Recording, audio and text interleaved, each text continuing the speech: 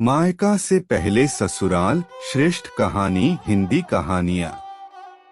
सुकन्या जी जब रोटी बना रही थी कि तभी किसी ने दरवाजे की बेल बजाई। बेचारी सुकन्या रसोई घर में अपने हाथों में लगे आटे से भरे हाथों के धोने तक लगातार दरवाजे की कुंडी बज रही थी। वह लगातार बोल रही थी, थोड़ा रुको, मैं आ रही हूँ। अब इस उम्र में वह भाग कर जा भी नहीं सकती दरवाजा खोलने के लिए। जैसे ही उसने दरवाजा खोला और सामने देखा तो उसकी बेटी संतोषी दरवाजे के बाहर खड़ी थी। तब उसे आश्चर्य हुआ कि कुछ बताया भी नहीं, मैंने भी नहीं बुलाया, तो संतोषी अचानक कैसे आ गई। अपनी बेटी को देखकर सुकन्या बोली, आने से पहले बताना तो चाहिए था। अकेले ही आई हो क्या? जमाई जी और बच्चे कहाँ हैं? सुकन्या ने एक साथ कई सारे सवाल किए। तभी संतोषी बोली, माँ, क्या कोई अपनी प्यारी इकलौती बेटी का ऐसे स्वागत करता है? मुझे लगा कि तुम मुझे अचानक देखकर बहुत खुश होगी और सबसे पहले मुझे गले लगा लोगी, पर यहाँ तो उल्टा ही हो रहा है। शायद तुम दुनिया की पहली माँ होगी जो बेटी को ससुराल से अपने घर आते देख खुश होने के बजाय चिंता में पड़ गई। क्या मैं अकेली इस घर में नहीं आ सकती? क्या हमेशा दामाद और बच्चों के साथ ही आना जरूरी है? बोलकर संतोषी घर में प्रवेश कर गई और अपना सामान रखकर बोली, भाभी कहाँ पर है? भाभी जल्दी चाय नाश्ता लेकर आओ, आपकी ननंद आई है। बहू घर पर नहीं है, अपने मायके गई है। माँ ने कहा, अच्छा इसलिए तुम घर संभाल रही हो और खाना बना रही हो। माँ, तुम्हारी बहू के तो बड़े ठाठ है, बहू मौज से घूम रही है और सास घर संभाल रही है। देखो ना, अपने बहू के आने से पहले ही खाना बना कर रखा है। उसे घर आकर कुछ भी काम करने की जरूरत ही नहीं पड़ेगी। बड़े नसीब लेकर आई है आपकी बहू। और एक मैं हूँ जिसे उसकी सास कभी एक गिलास पानी भी नहीं पूछती। संतोषी ने ताना मारते हुए कहा, बेटा, प्यार और इज्जत ऐसी चीज है जो हम पहले किसी को देते हैं, फिर उससे अपेक्षा रखते हैं कि वह भी हमें वापस दे। माँ ने उसे समझाते हुए कहा। माँ ने आगे कहा, हर एक लड़की को अपने ससुराल में जगह बनानी पड़ती है। वहाँ कुछ भी आसानी से नहीं मिलता। तुम अपनी सास से एक गिलास पानी की अपेक्षा करती हो, तुम तो उनकी बहू हो, तुम बहू हो, फिर भी तुमने कभी उन्हें एक गिलास पानी दिया है क्या? तुम शादी के बाद ससुराल में रही ही कितने दिन? जब तुम्हारे मन को लगा तब अपनी बैग भरी और सीधा मायके आ जाती हो। मायका और ससुराल एक ही शहर में है, इसका मतलब ऐसा नहीं होता है कि तुम जब चाहो तब मायके आ जाओ और चाहो जितने दिन रहकर वापस ससुराल चली जाओ। मायके में भी बेटी को मान सम्मान तभी मिलता है जब बेटी ससुराल का मान सम्मान रखकर मायके में कुछ दिनों के लिए आती है, तभी उसे मान सम्मान मिलता है। ऐसा हर रोज बिन बुलाए कोई कारण ना होते हुए भी कोई बेटी मायके आती होगी तो उसको साधारण पूछताछ भी कोई नहीं करता होगा, और तुम मेरी बहू को बोलती हो ना, तुम तो मेरी बहू की बराबरी ही मत करो। वह कभी भी बिना बुलाए अपने मायके नहीं जाती है, और गई भी तो वहाँ की कोई भी बात में वह कुछ नहीं बोलती।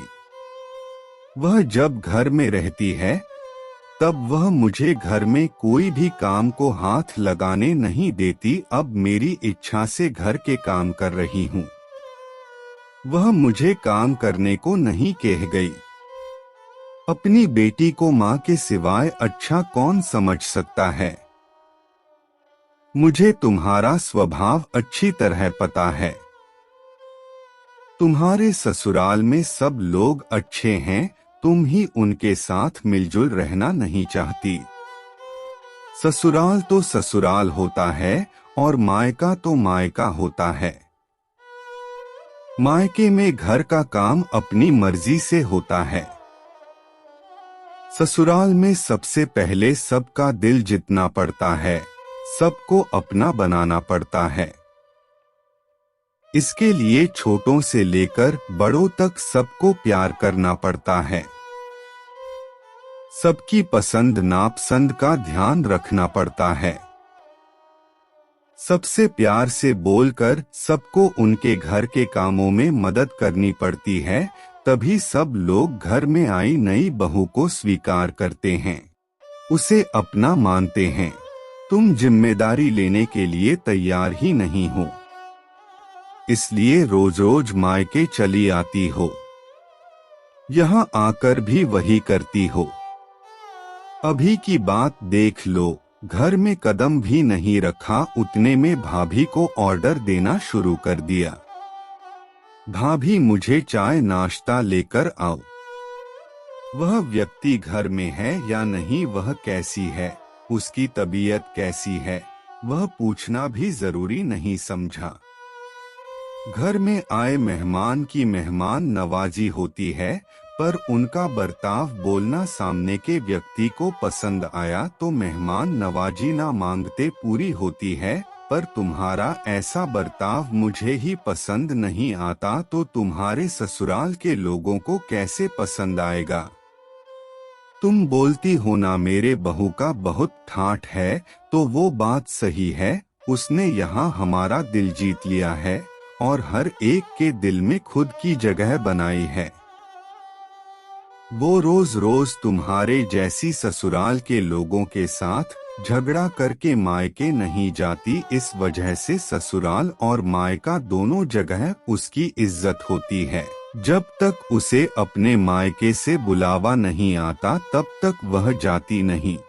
आज माँ ने ही अपनी बेटी को उसके बर्ताव के दोष दिखाए, क्योंकि उसे लगता था कि अपनी बेटी को अभी नहीं समझाया तो वह उसे कभी नहीं समझेगी। तब तक बहू भी घर आ गई। उसने संतोषी को देखते ही वह बोली, अरे दीदी आप कब आई? मुझे फोन किया होता तो मैं जल्दी घर आ गई होती ना। इस पर संतोषी बोली, नहीं नहीं भाभी मैं वापस जा रही हूँ।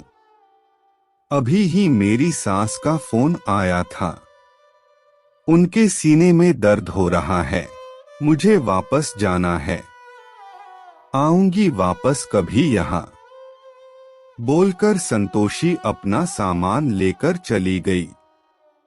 तभी उसकी भाभी ने उसे रोकने का प्रयास किया, पर उसकी सास ने ही अपनी बेटी को रोकने के लिए मना किया और अपनी बहू को बोली, बहू जाने दो, उसे पहले अपना घर संभालने दो, उसके बाद उसे मायके में आने दो।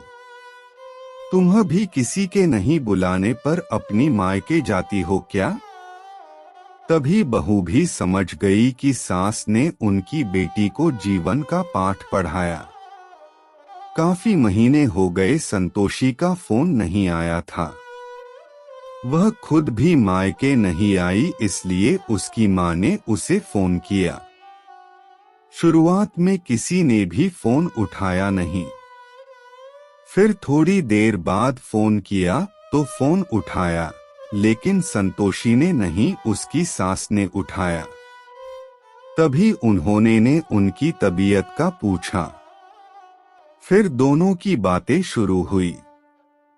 तभी बीच में ही संतोषी की सास ने उसकी माँ को धन्यवाद किया। तब अचानक उनके ऐसे बोलने पर उनको कुछ समझ नहीं आया। इसलिए सुकन्या जी ने वापस पूछा, आप और किसी से बात कर रही हो क्या? संतोषी की सास बोली, नहीं तो। फिर आप धन्यवाद किसको बोल रही थी? सुकन्या जी ने पूछा। आपकी बेटी संतोषी बहुत समझदारी से बर्ताव कर रही है, सभी को अपना बनाने की कोशिश कर रही है। सभी की मनपसंद का खाना बनाकर खिलाते हैं। घर में बहुत आनंद का वातावरण बना है।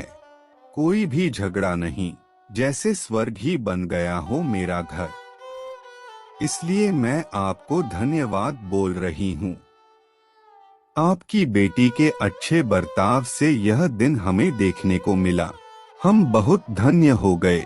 पहले हमें उसकी तरफ से कोई भी अपेक्षा नहीं थी, पर आपने उसे समझाकर भेजा और उसके स्वभाव में बदलाव आया। आज उसी संतोषी को मायके जाना तो दूर की बात है, फोन पर बोलने के लिए भी उसके पास वक्त नहीं है। वह अपने गृहस्थी में व्यस्त हो गई है। दोस्तों, सभी माँओं ने अगर अपनी बेटियों को ऐसा समझाया और उनको समझ आ गया तो किसी भी घर में झगड़ा होगा ही नहीं और कोई भी घर टूटेगा नहीं।